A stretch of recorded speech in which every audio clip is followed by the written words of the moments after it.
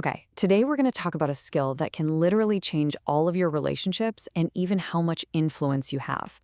And here's the twist. It has nothing to do with being a better speaker. It's all about becoming a phenomenal listener.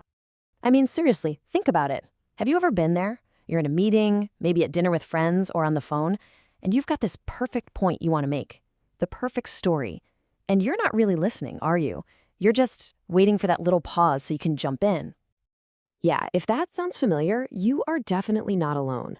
It turns out that's how most of us operate. It's kind of our default setting for communicating. And honestly, it's quietly wrecking our chances to actually connect with people. And this leads to something we can call the unheard conversation.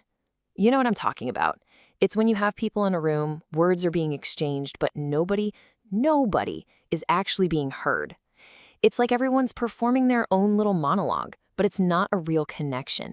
It's just noise. So why? Why is this so common? I mean, if we all want to connect with each other, why are we so bad at the one thing that actually builds that connection? Well, it turns out there are a few usual suspects, a few key reasons why we fail to listen. Let's call these the conversation killers. First up, we're just so distracted, right? Our phones, our mental to-do lists, what we're having for dinner. Then we interrupt. Someone says something and it sparks a memory and we just have to share our own point. We also love to redirect the conversation back to ourselves. You hear it all the time. Oh, that reminds me of. And the big one, we listen just to form a reply. We're not listening to understand, we're just waiting to talk. But what if we could flip this whole thing on its head? What if listening wasn't just this passive thing you do while waiting your turn to talk? What if it was an active, powerful gift? Let's talk about the generosity of attention. So, what is attentive listening really? It's giving someone your full presence. You're not just hearing the sounds they're making, you're giving them validation, you're creating this space where they feel safe to express themselves.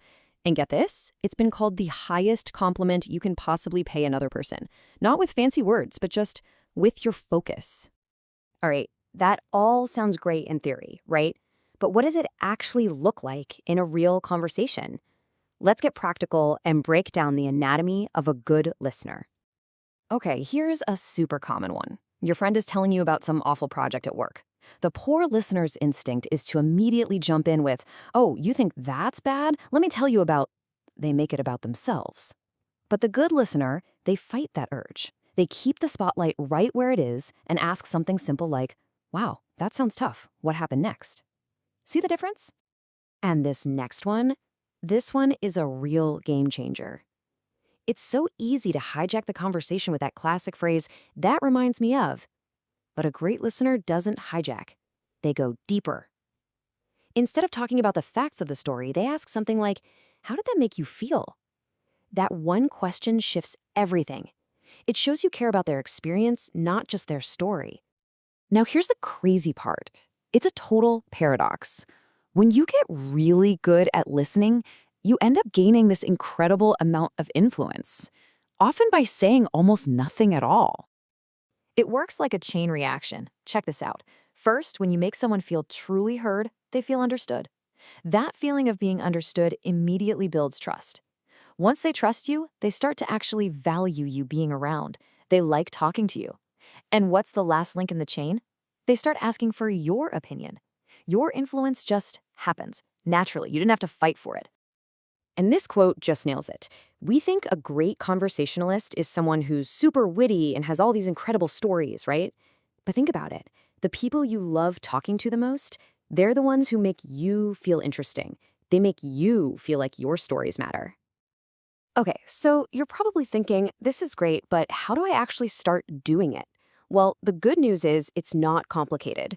It all boils down to a super simple 3-step practice you can start today. Think of this as your daily listening workout. Step 1. In any conversation, just try to let the other person talk more than you. That's it. Simple. Step 2. Ask at least one good follow-up question, something that goes beyond the surface. And step 3. Make a real, conscious effort not to interrupt. Seriously, bite your tongue if you have to. It's that important. And the best part about all this, it takes all the pressure off you. You don't have to be clever. You don't need the wittiest comeback or the most amazing story. You just have to be present. That's it. That's the whole secret. Just show up and pay attention. So I'll just leave you with this.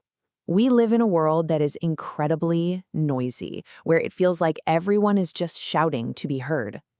The rarest, most powerful thing you can offer someone is to just listen.